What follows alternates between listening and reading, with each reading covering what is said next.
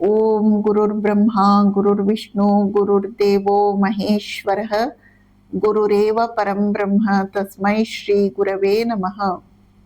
ಓಂ ಸ್ಥಾಪಕಾಯ ಚ ಧರ್ಮಸ್ಯ ಸರ್ವಧರ್ಮಸ್ವರೂಪಿಣಿ ಅವತಾರ ವರಿಷ್ಠಾಯ ರಾಮಕೃಷ್ಣಾಯ ತೇ ನಮಃ.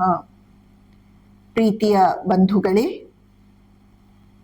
ಶ್ರೀರಾಮಕೃಷ್ಣರ ಮಹಾಸಮಾಧಿಯ ತರುವಾಯ ನಾಗಮಹಾಶಯರು ಢಾಕಾ ಜಿಲ್ಲೆಯ ತಮ್ಮ ಹಳ್ಳಿ ದೇವಭೋಗ ಅಲ್ಲಿ ಹೋಗಿ ವಾಸಿಸಲಾರಂಭಿಸಿದರು. ಅವರು ಗೃಹ ಕೃತ್ಯಗಳಲ್ಲಿ ಹಾಗೂ ತಮ್ಮ ವೃದ್ಧ ತಂದೆಯ ಸೇವೆಯಲ್ಲಿ ತಮ್ಮನ್ನು ತೊಡಗಿಸಿಕೊಂಡರು. ಶ್ರೀರಾಮಕೃಷ್ಣರು ಹೇಳಿದ ಹಾಗೆ ಅವರು ಗೃಹಸ್ಥ ಧರ್ಮದಲ್ಲಿದ್ದುಕೊಂಡು ಭಗವತ್ ಸ್ಮರಣೆಯಲ್ಲಿ ತತ್ಪರರಾದರು. ಬರಬರುತ್ತ ನಾಗಮಹಾಶಯರ ಮನಸ್ಥಿತಿ ಅತ್ಯಂತ ಉನ್ನತ ಮಟ್ಟವನ್ನು ತಲುಪುತ್ತದೆ. ಅವರ ಅದ್ಭುತ ಆಧ್ಯಾತ್ಮಿಕ ಶಕ್ತಿಯು ಇತರರ ಗಮನಕ್ಕೆ ಬರದೇ ಇರಲಿಲ್ಲ. ಅವರು ಅತ್ಯಂತ ದೀನರಾಗಿ, ನಮ್ರರಾಗಿ, ನಿರಾಡಂಬರರಾಗಿ ತಮ್ಮ ದೈವತ್ವವನ್ನು ಮರೆಮಾಚಿ ಇದ್ದರೂ ಕೂಡ ಬೆಂಕಿಯನ್ನು ಹೇಗೆ ಯಾರಿಂದಲೂ ಬಚ್ಚಿ ಇಡಲಾಗಲಾರದೋ ಅದೇ ರೀತಿ ನಾಗಮಹಾಶಯರ ಆಧ್ಯಾತ್ಮಿಕ ಶಕ್ತಿ ಸುತ್ತಲ ಜನರ ಗಮನಕ್ಕೆ ಬರತೊಡಗಿತು. ಅವರನ್ನು ದರ್ಶನ ಮಾಡಲು, ಮಾರ್ಗದರ್ಶನ ಪಡೆಯಲು, ಅವರ ಸತ್ಸಂಗವನ್ನು ಅರಸಿ ಅನೇಕ ಭಕ್ತರು, ಸಂದರ್ಶಕರು ದೂರ ದೂರದ ಸ್ಥಳಗಳಿಂದ ಬರಲಾರಂಭಿಸಿದರು. ತಮ್ಮ ಬಳಿ ಬಂದ ಪ್ರತಿಯೋರ್ವ ಸಂದರ್ಶಕರನ್ನು, ಭಕ್ತರನ್ನು ಅವರು ಅತ್ಯಂತ ಪ್ರೇಮದಿಂದ, ಗೌರವದಿಂದ ಆತಿಥ್ಯ ಮಾಡುತ್ತಿದ್ದರು. ಬಂದ ಭಕ್ತರಿಗೆಂದು ಅವರು ತಮ್ಮ ಮನೆಯಲ್ಲಿ ಒಂದು ಕೋಣೆಯನ್ನು ಪ್ರತ್ಯೇಕವಾಗಿ ಇರಿಸಿದ್ದರು. ಅವರು ಪ್ರತಿಯೊಬ್ಬ ಮನುಷ್ಯರಲ್ಲಿ ಸಾಕ್ಷಾತ್ ನಾರಾಯಣನನ್ನೇ ನೋಡುತ್ತಿದ್ದರು. ಅವರು ಯಾವಾಗಲೂ ಕೈ ಮುಗಿದುಕೊಂಡೇ ಇರುತ್ತಿದ್ದರು. ಕಾರಣ ಏನು ಎಂದು ಕೇಳಿದಾಗ ಅವರು ಹೇಳುತ್ತಾರೆ, ನನಗೆ ಪ್ರತಿಯೊಬ್ಬರ ಒಳಗಡೆ ಭಗವಂತ ಕಾಣಿಸುತ್ತಾನೆ, ಆದ್ದರಿಂದ ನಾನು ಸದಾ ಕೈ ಮುಗಿದುಕೊಂಡೇ ಇರುತ್ತೇನೆ. ಒಮ್ಮೆ ನಾಗಮಹಾಶಯರ ಮನೆಗೆ ಕೆಲವು ಭಕ್ತರು ಬಂದಿದ್ದಾರೆ. ಅವರಿಗೆ ಅಂದು ಬಹಳ ಹೆಚ್ಚು ಹೊಟ್ಟೆ ಶೂಲೆ ಆಗಿರುತ್ತದೆ. ಆದರೂ ನಾಗಮಹಾಶಯರು ತಮ್ಮ ತೊಂದರೆಯನ್ನು ಆ ಭಕ್ತರ ಮುಂದೆ ಹೇಳಿಕೊಳ್ಳುವುದಿಲ್ಲ. ತಾವು ಅಂಗಡಿಗೆ ಹೋಗಿ ಅವರ ಆತಿಥ್ಯಕ್ಕೆಂದು ಅಕ್ಕಿ, ಬೇಳೆ, ಎಣ್ಣೆ, ತರಕಾರಿ ಇವುಗಳನ್ನೆಲ್ಲ ಖರೀದಿಸಿದರು. ಈಗ ನಾಗಮಹಾಶಯರು ಅದನ್ನು ಯಾವ ನೌಕರನ ಮೂಲಕ ಎತ್ತಿಸಿಕೊಂಡು ತರುವವರಲ್ಲ. ಅವರು ತಮ್ಮ ಸುಖಕ್ಕಾಗಿ ಇನ್ನೊಬ್ಬರಿಗೆ ಕಷ್ಟ ಕೊಡುವುದನ್ನು ಯಾವಾಗಲೂ ದ್ವೇಷಿಸುತ್ತಿದ್ದರು. ಆದ್ದರಿಂದ ನಾಗಮಹಾಶಯರು ಆ ದೊಡ್ಡ ಅಕ್ಕಿ ಬೇಳೆಗಳ ಮೂಟೆಯನ್ನು ತಾವೇ ತಲೆಯ ಮೇಲೆ ಇಟ್ಟುಕೊಂಡು ಹಿಡಿದುಕೊಂಡು ಮನೆಯ ಕಡೆಗೆ ನಡೆದು ಬರತೊಡಗಿದರು. ಮಾರ್ಗದಲ್ಲಿ ಅವರಿಗೆ ಹೊಟ್ಟೆ ನೋವು ತುಂಬಾ ಹೆಚ್ಚಾಗಿ ಒಂದು ಕಡೆ ಬಿದ್ದು ಬಿಡ್ತಾರೆ. ಅಲ್ಲೇ ಸ್ವಲ್ಪ ಹೊತ್ತು ಸುಧಾರಿಸಿಕೊಂಡು ಅವರು ಮನಸ್ಸಿನಲ್ಲೇ, ಅಯ್ಯೋ, ಈ ಹಾಳು ಶರೀರದಿಂದಾಗಿ ಭಕ್ತರ ಸೇವೆಗೆ ತಡವಾಗುತ್ತಿದೆಯಲ್ಲ ಎಂದು ದುಃಖಿಸುತ್ತಾ ಸ್ವಲ್ಪ ಸುಧಾರಿಸಿಕೊಳ್ಳುತ್ತಾರೆ. ಬಳಿಕ ಅವರು ಮತ್ತೆ ಆ ಅಕ್ಕಿ ಬೇಳೆಯ ಮೂಟೆಯನ್ನು ತಲೆಯ ಮೇಲೆ ಇಟ್ಟುಕೊಂಡು ಮನೆಗೆ ಬಂದು ಪತ್ನಿಗೆ, ಬೇಗ ಅಡುಗೆಯನ್ನು ಮಾಡು, ನಮ್ಮ ಭಕ್ತರಿಗೆ ತಡವಾಗುತ್ತಿದೆ ಎಂದು ಹೇಳುತ್ತಾರೆ. ಆ ಭಕ್ತರ ಹತ್ತಿರವೂ ಕ್ಷಮೆ ಯಾಚಿಸುತ್ತಾರೆ. ಹೀಗೆ ನಾಗಮಹಾಶಯರು ತಮ್ಮ ಶರೀರದ ಅನುಕೂಲ ಅನನುಕೂಲಗಳ ಕಡೆಗೆ ಗಮನವನ್ನೇ ಕೊಡದೆ ಒಂದೇ ಸಮನೆ ಭಕ್ತರ ಸೇವೆಯಲ್ಲಿ ತಮ್ಮನ್ನು ತೊಡಗಿಸಿಕೊಳ್ಳುತ್ತಾರೆ.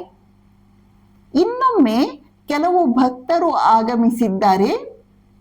ಅವರು ರಾತ್ರಿ ಬಂದಿದ್ದಾರೆ. ಅವರು ಅಂದು ಅಲ್ಲಿಯೇ ವಾಸ್ತವ್ಯವನ್ನು ಹೂಡಲಿದ್ದಾರೆ. ನಾಗ ಮಹಾಶಯರ ಮನೆಯಲ್ಲಿ ಅಂದು ಮಳೆ ಬರ್ತಾ ಇತ್ತು. ಮನೆಯಲ್ಲಿ ಎಲ್ಲ ಕಡೆ ಗುಡಿಸಲು ಸೋರ್ತಾ ಇತ್ತು. ನಾಗ ಮಹಾಶಯರ ಮಲಗುವ ಕೋಣೆಯೊಂದನ್ನು ಬಿಟ್ಟು ಎಲ್ಲಾ ಕೋಣೆಗಳಲ್ಲಿ ಒಂದಲ್ಲ ಒಂದು ಕಡೆ ಮಳೆ ಸೋರ್ತಾನೆ ಇತ್ತು. ನಾಗ ಮಹಾಶಯರು ತಮ್ಮ ಪತ್ನಿಗೆ ಹೇಳುತ್ತಾರೆ, ಇವತ್ತು ಭಗವಂತ ನಮ್ಮ ಮನೆಗೆ ಈ ಅತಿಥಿಗಳ ರೂಪದಿಂದ ಬಂದಿದ್ದಾನೆ, ನಾವು ಅವನಿಗೆ ಮಲಗಿಕೊಳ್ಳಲಿಕ್ಕೆ ನಮ್ಮ ಕೋಣೆಯನ್ನು ಬಿಟ್ಟು ಕೊಡೋಣ. ನಾವು ರಾತ್ರಿ ಇಡೀ ಈ ಕಡೆ ಹೊರಗಡೆ ಕುಳಿತುಕೊಂಡು ಮಳೆ ಬರದ ಕಡೆಯಲ್ಲಿ, ಮಳೆಯ ನೀರು ಬೀಳದ ಕಡೆಯಲ್ಲಿ ಕುಳಿತುಕೊಂಡು ಜಪಧ್ಯಾನವನ್ನು ಮಾಡೋಣ ಎಂದು ಸೂಚಿಸುತ್ತಾರೆ. ಅವಳು ತಪಸ್ವಿನಿಯಾಗಿ ಒಪ್ಪಿಕೊಳ್ಳುತ್ತಾಳೆ. ಅದೇ ರೀತಿ ನಾಗಮಹಾಶಯರು ತಮ್ಮ ಕೋಣೆಯನ್ನು ಅತಿಥಿಗಳಿಗೆ ಬಿಟ್ಟುಕೊಡುತ್ತಾರೆ. ತಾವು ರಾತ್ರಿ ಇಡೀ ಹೊರಗಡೆ ಸಂತೋಷದಿಂದ ಭಗವಂತ ತಮಗೆ ಈ ಒಂದು ಅವಕಾಶವನ್ನು ಒದಗಿಸಿಕೊಟ್ಟನಲ್ಲ ಎಂದು ತೃಪ್ತಿಯಿಂದ ಜಪಧ್ಯಾನದಲ್ಲಿ ರಾತ್ರಿಯನ್ನು ಕಳೆಯುತ್ತಾರೆ. ನಾಗ ಮಹಾಶಯರು ತಮ್ಮ ಅನುಕೂಲಕ್ಕಾಗಿ ಯಾರಿಂದಲೂ ಯಾವ ಸೇವೆಯನ್ನು ಕೆಲಸವನ್ನು ಮಾಡಿಸಿಕೊಳ್ಳುತ್ತಿರಲಿಲ್ಲ. ಅವರದು ಮಣ್ಣಿನ ಮನೆ, ಹುಲ್ಲಿನ ಛಾವಣಿ. ಆ ಹುಲ್ಲಿನ ಛಾವಣಿಯನ್ನು ವರ್ಷಕ್ಕೊಮ್ಮೆ ಬದಲಾಯಿಸಬೇಕು ಅಥವಾ ರಿಪೇರಿ ಮಾಡಬೇಕಾಗಿ ಬರುತ್ತಿತ್ತು. ನಾಗ ಮಹಾಶಯರು ಇರುವಾಗ ಅದನ್ನೆಲ್ಲ ಕೆಲಸಗಾರರ ಹತ್ತಿರ ಮಾಡಿಸಿಕೊಳ್ಳಲಿಕ್ಕೆ ಅವರು ಬಿಡುವವರೇ ಅಲ್ಲ.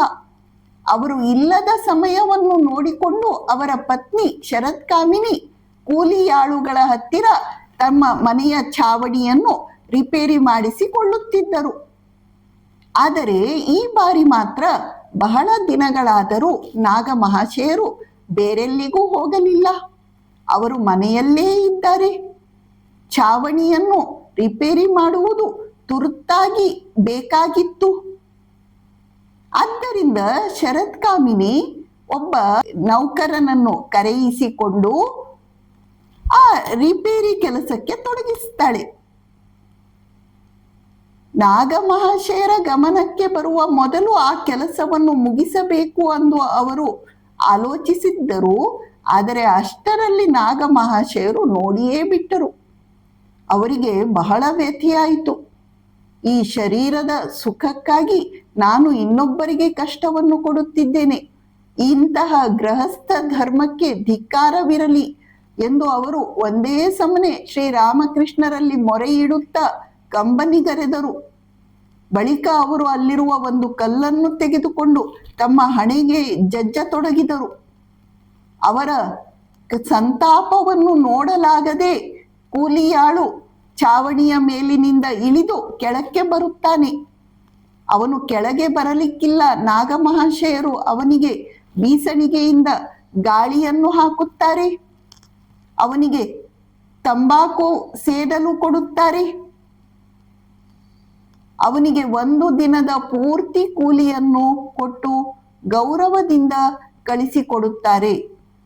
ಹೀಗೆ ನಾಗಮಹಾಶಯರು ತಮ್ಮ ಅನುಕೂಲಕ್ಕಾಗಿ ಇನ್ನೊಬ್ಬರ ಹತ್ತಿರ ಸ್ವಲ್ಪವೂ ಸೇವೆಯನ್ನು ಮಾಡಿಸಿಕೊಳ್ಳುತ್ತಿರಲಿಲ್ಲ. ಓಂ ಶಾಂತಿ ಶಾಂತಿ ಶಾಂತಿ. ಹರಿ ಓಂ ತತ್ಸತ್. ಶ್ರೀರಾಮಕೃಷ್ಣಾರ್ಪಣಮಸ್ತು.